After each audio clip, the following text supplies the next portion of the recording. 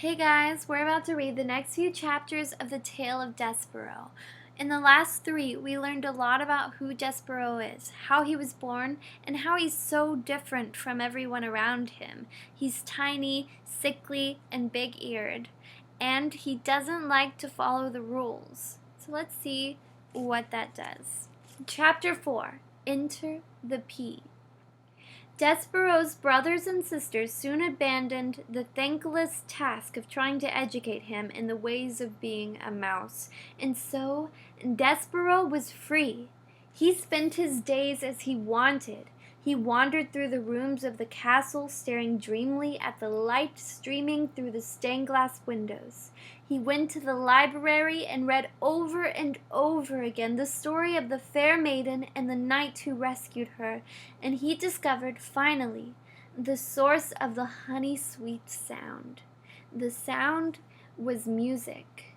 The sound was King Philip playing his guitar and singing to his daughter, the Princess Pea, every night before she fell asleep.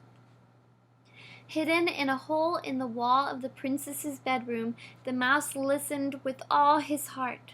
The sound of the king's music made Despereaux's soul grow large and light inside of him. "Oh," he said, "it sounds like heaven. It smells like honey." He stuck his left ear out of the hole in the wall so that he could hear the music better, and then he stuck his right ear out so he could hear better still.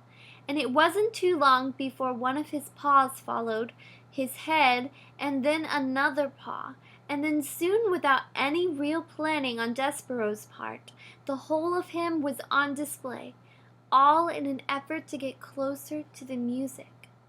Now, while Despereaux did not indulge in many of the normal behaviors of mice, he did adhere to the one of the most basic and elemental of all mice rules.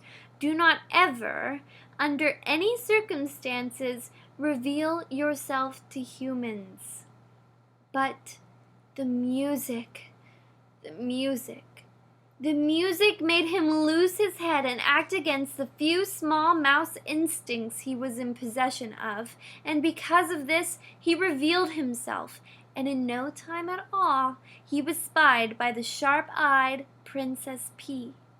"Oh, Papa," she said, "look, it's a mouse." The king stopped singing. He squinted. The king was nearsighted. That is, anything that was not right in front of his eyes was very difficult for him to see. "Where?" said the king. "There," said the Princess Pea. She pointed. "That, my dear Pea, is a bug, not a mouse. It's much too small to be a mouse." No, it's a mouse." "A bug," said the king, who liked being right. "A mouse," said the Pea, who knew that she was right. As for Despereaux, he was beginning to realize that he had made a very grave error. He trembled, he shook, he sneezed, he considered fainting. "He's frightened," said the Pea. "Look, he's so afraid he's shaking. I think he was listening to your music. Play something, Papa." "A king play music for a bug?" King Philip wrinkled his forehead. "Is that proper, do you think?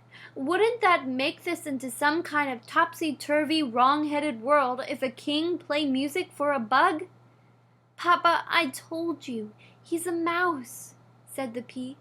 "Please?"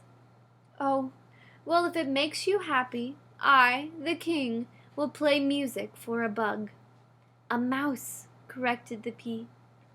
The king adjusted his heavy gold crown. He cleared his throat.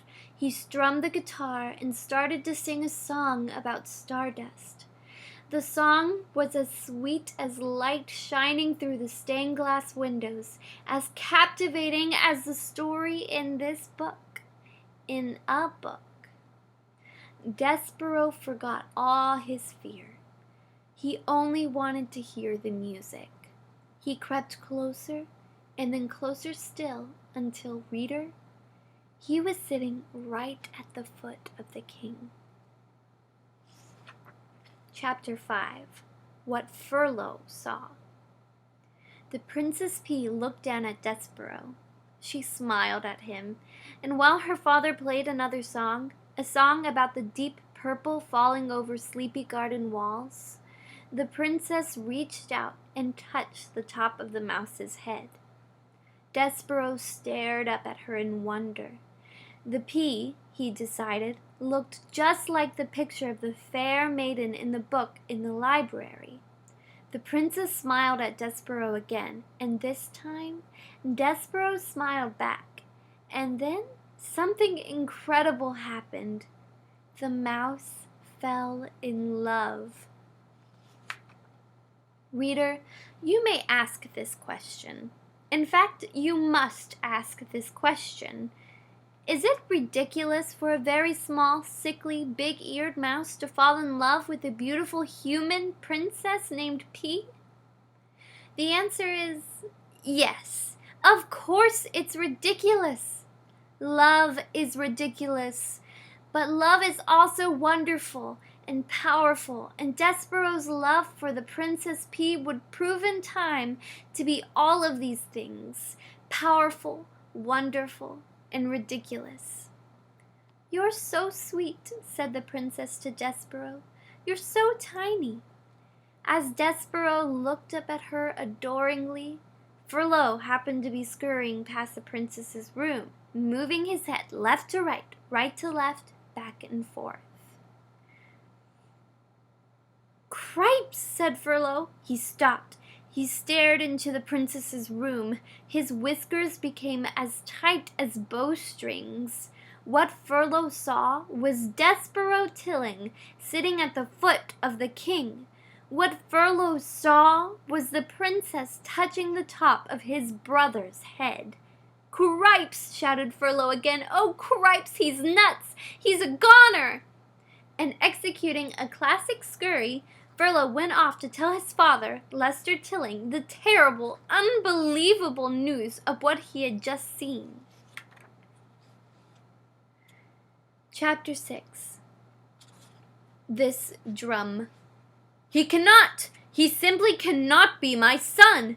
Lester said. He clutched his whiskers with his front paws and shook his head from side to side in despair. "Of course he's your son," said Antoinette. "What do you mean he's not your son? This is a ridiculous statement. Why must you always make the ridiculous statements?" "You," said Lester. "This is your fault. The French blood in him has made him crazy." "C'est moi?" said Antoinette. "C'est moi? Why must it always be I who takes the blame? It is your son as much as mine." "It is your son. If your son is such the disappointment, it is as much your fault as it is mine." "Something must be done," said Lester. He pulled on his whisker so hard that one came loose. He waved the whisker over his head. He pointed it at his wife. "He will be the end of us all," he shouted. "Sitting at the foot of a human king? Unbelievable! Unthinkable!" "Oh, so dramatic," said Antoinette. She held out one paw and studied her painted nails. "He is a small mouse. How much of the harm can he do?" "If there is one thing I have learned in this world," said Lester, "it is that mice must act like mice, or else there is bound to be trouble.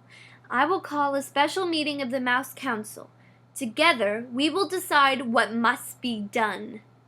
"Oh," said Antoinette, "you and that Council of the Mouse. It is a waste of time, in my opinion." "Don't you understand?" shouted Lester. "He must be punished. He must be brought up before the tribunal," a council of justice. He pushed past her and dug furiously through a pile of paper scraps until he discovered a thimble with a piece of leather scratched across its open end. "Oh, please," shouted Antoinette. She covered her ears. "Not this drum of the Council of the Mouse." "Yes," said Lester, "the drum."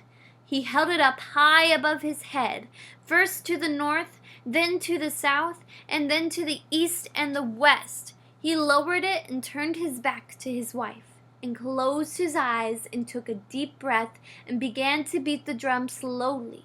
One long beat with his tail, 2 staccato beats with his paw.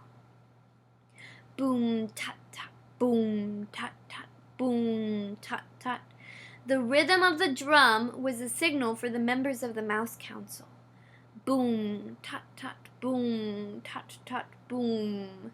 The beating of the drum let them know that an important decision would have to be made, one that affected the safety and well-being of the entire mouse community. Boom, tut, tut, boom, tut, tut, boom. That concludes chapter 6, and that's as far as we'll go today. So a lot has just turned upside down for Despereaux. He has allowed himself to be seen by the king and Princess P. And this, being caught in the act by Furlough, has caused him to come into some issues with the mouse community. His father and all mice know that you should never interact with humans, and that's just what Despereaux's done.